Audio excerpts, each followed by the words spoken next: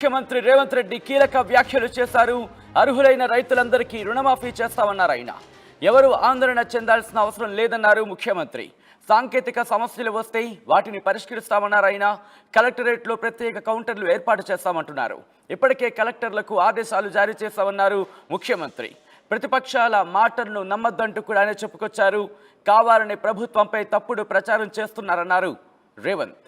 రైతు భరోసా విధి విధానాలు రూపొందిస్తుంది ప్రభుత్వం అంటూ కూడా చెప్పుకొచ్చారు. త్వరలో రైతు భరోసా పథకాన్ని ప్రారంభిస్తామన్నారు రేవంత్ రెడ్డి ఏమన్నారో సార్ చూద్దాం. ఎక్కడ జరగని విధంగా రైతన్నలకు 2 లక్షల రూపాయల వరకు ఏకకాలంలో రైతు రుణమాఫీ చేసి రైతు కుటుంబాలను ఆదుకోవాలన్న ఆలోచన ఆ కార్యక్రమాన్ని మొదలుపెట్టి దిగ్విజయంగా ముందుకు తీసుకెళ్తున్నది ప్రజా ప్రభుత్వం.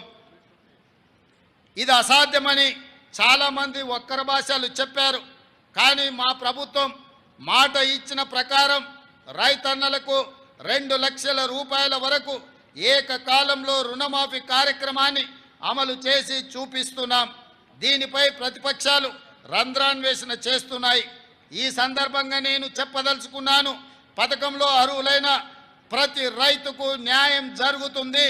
సాంకేతిక కారణాలతో ఎక్కడైనా చిన్న ఇబ్బందులు వస్తే వాటిని పరిష్కరించే బాధ్యత ప్రజా ప్రభుత్వం తీసుకుంటుంది, వ్యవసాయ శాఖ తీసుకుంటుంది.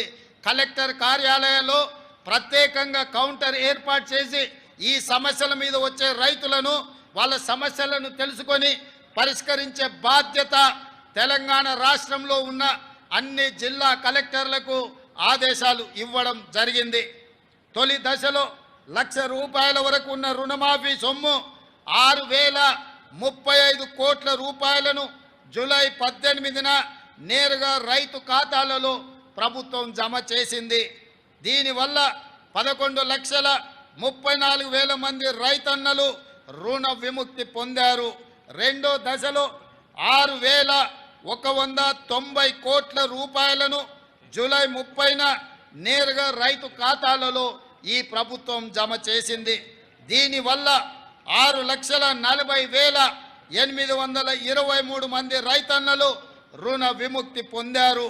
కాగా 2 లక్షల రూపాయల వరకు గల రుణాలను ఈరోజు మాఫీ చేసుకోవడం ద్వారా ఒక అద్భుత ఘట్టాన్ని మనం ఆవిష్కరించుకోబోతున్నాం. దేశానికి స్వతంత్రం వచ్చిన రోజే తెలంగాణ రైతుకు ఆర్థిక స్వతంత్రం వచ్చిందని ఘనంగా చెప్పుకునే రోజు ఈ రోజు. ఈ కార్యక్రమంతో మా జన్మ ధన్యమైందని మేము భావిస్తున్నాం. ఎందుకంటే దేశానికి పట్టెడు అన్నం పెట్టే అన్నదాత సుఖ సంతోషాలతో ఉంటే దేశం సుభిక్షంగా ఉంటుందని మేము ప్రగాఢంగా విశ్వసిస్తున్నాం. అందుకే 31,000 కోట్ల రూపాయలు వెచ్చించి రైతులను రుణ విముక్తుల్ని చెయ్యాలని ప్రజా ప్రభుత్వం నిర్ణయం తీసుకోవడం జరిగింది. రైతు బాగుంటేనే రాష్ట్రం బాగుంటుందని విశ్వసించే ప్రభుత్వం మాది. అర్హులైన రైతులందరికీ రైతు భరోసా పథకాన్ని ఎకరానికి 15,000 రూపాయల చొప్పున అందించాలన్నది మా ప్రభుత్వం యొక్క సంకల్పం.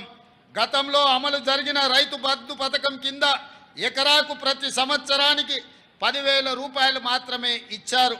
అది కూడా అనర్హులకు, సాగులో లేని భూమి యజమానులకు, రియల్ ఎస్టేట్ వ్యాపారులకు కూడా లబ్ధి చేశారు. దీనివల్ల ప్రభుత్వ ధనం దుర్వినియోగం కావడమే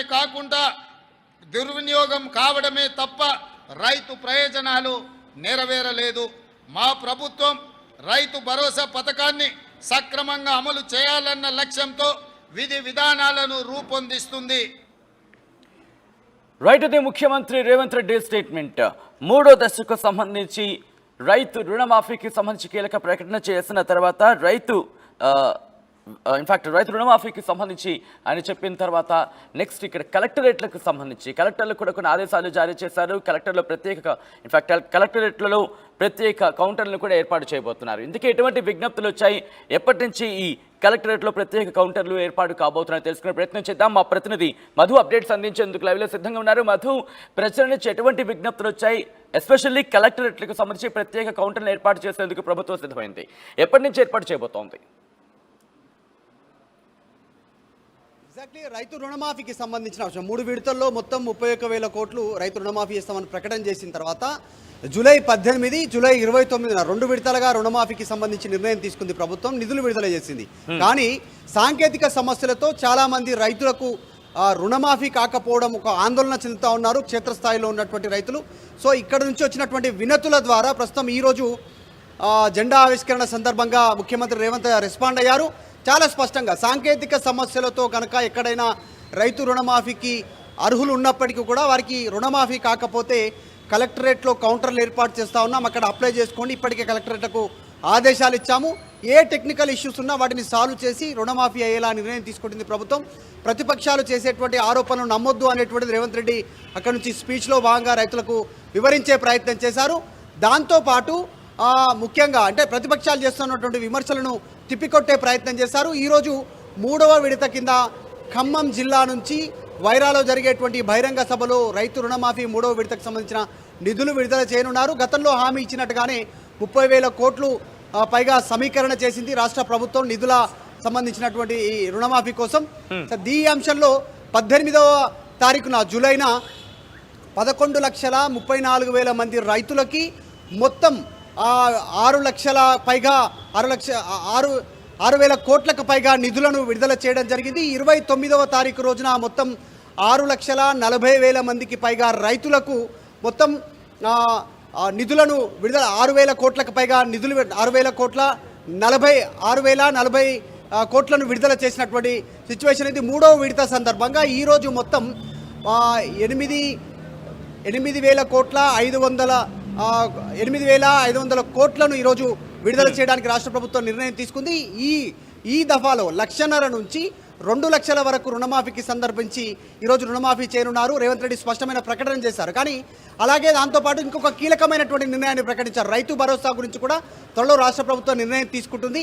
ఎక్కడ కూడా అవాంఛనీయ అంటే ఎక్కడ అవకతవకలు జరగకుండా గత ప్రభుత్వం తీసుకున్నటువంటి నిర్ణయాలను గమనిస్తే అర్హులు కానటువంటి వారికి రైతు బంధు పేరిట భారీగా నిధులు వెచ్చించబడ్డాయి. దానివల్ల అసలైన రైతులకు లాభం జరగలేదంటూ మెన్షన్ చేస్తున్నాయి. ఈసారి ప్రభుత్వం నియమ నిబంధనలతో ముందుకు వస్తూ ఉంది. దాంట్లో భాగంగానే ఒక క్రైటీరియా తీసుకుంటున్నారు. 5 ఎకరాలకా 10 ఎకరాలకా అనేటువంటిది కసరత్తు జరుగుతూ ఉంది. కాబట్టి రైతు భరోసా పేరిట రాష్ట్ర ప్రభుత్వం ఇవ్వనున్నటువంటి పెట్టుబడి సహాయాన్ని కూడా రాష్ట్ర ప్రభుత్వం త్వరలో నిర్ణయం తీసుకునేటువంటి అవకాశం ఉంది. స్పష్టమైనటువంటి ఒక ప్రకటన చేశారు ముఖ్యమంత్రి. ఈ 3 దశల్లో కూడా రాని వాళ్లకు సంబంధించి ఎలా అప్రోచ్ అవ్వాలి, దానికి సంబంధించి కేవలం కలెక్టరేట్కి వెళ్ళి అక్కడ విజ్ఞప్తి చేసుకుంటే సరిపోతుందా, లేకపోతే ఇంకేమైనా డైరెక్షన్స్ ఇవ్వడం జరిగిందా, ఇంకేమైనా మార్గాలు చూపించడం జరుగుతుందా?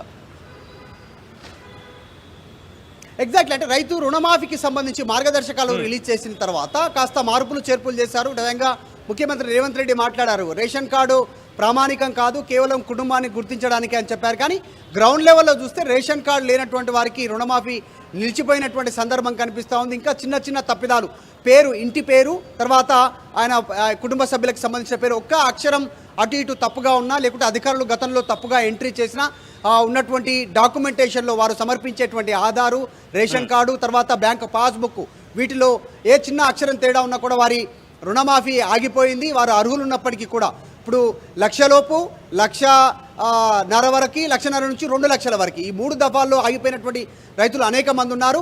అయితే ప్రభుత్వం విడుదల చేద్దామనుకున్నటువంటి నిధులు 31,000 కోట్లు. ఇప్పటివరకు విడుదల చేస్తున్నటువంటి నిధులు వస్తే దాదాపు కేవలం 22,000 కోట్ల వరకు మాత్రమే ఇప్పటివరకు వెచ్చించేటువంటి సిచ్యువేషన్ ఉంది. అంటే మిగతా వారికి కూడా కలుపుకుంటే చాలా నిధులు ఉన్నాయి, ప్రభుత్వం దగ్గర మిగిలే ఉన్నాయి, చేయడానికి సిద్ధంగా ఉన్నాయని చెప్తున్నారు. దానికోసమే కలెక్టరేట్లో ప్రత్యేక కౌంటర్లు ఏర్పాటు చేస్తున్నాం. ఏ టెక్నికల్ ఇష్యూస్ ఉన్నా కూడా వారు అప్లై చేసుకోండి, వాటిని పరిశీలిస్తాము. వారికి రైతు రుణమాఫీ చెల్లించేలా ప్రభుత్వం నిర్ణయం తీసుకుంటుంది. కలెక్టర్లకు ఆదేశాలు ఇచ్చామనేటువంటిది ముఖ్యమంత్రి స్పష్టం చేశారు. Right Madhu. Thanks for update. మొత్తంగా అయితే మాత్రం రైతు రుణమాఫీపై ముఖ్యమంత్రి రేవంత్ రెడ్డి కీలక వ్యాఖ్యలు చేశారు. అర్హులైన రైతులందరికీ రుణమాఫీ చేస్తామన్నారు ఆయన. ఎవరు ఆందోళన చెందాల్సిన అవసరం లేదన్నారు ముఖ్యమంత్రి. సాంకేతిక సమస్యలు వస్తే వాటిని పరిష్కరిస్తామన్నారు. కలెక్టరేట్లో ప్రత్యేక కౌంటర్లు ఏర్పాటు చేస్తామన్నారు ముఖ్యమంత్రి. ఇప్పటికే కలెక్టర్లకు ఆదేశాలు జారీ చేస్తామన్నారు రేవంత్. ప్రతిపక్షాల మాట నమ్మొద్దంటూ కూడా ఆయన చెప్పుకొచ్చారు. కావాలనే ప్రభుత్వంపై తప్పుడు ప్రచారం చేస్తున్నారన్నారు ముఖ్యమంత్రి రేవంత్ రెడ్డి. రైతు భరోసా విధి విధానాలు రూపొందిస్తోంది ప్రభుత్వం అంటూ ఆయన చెప్పుకొచ్చారు. త్వరలో రైతు భరోసా పథకాన్ని ప్రారంభిస్తామన్నారు సీఎం రేవంత్.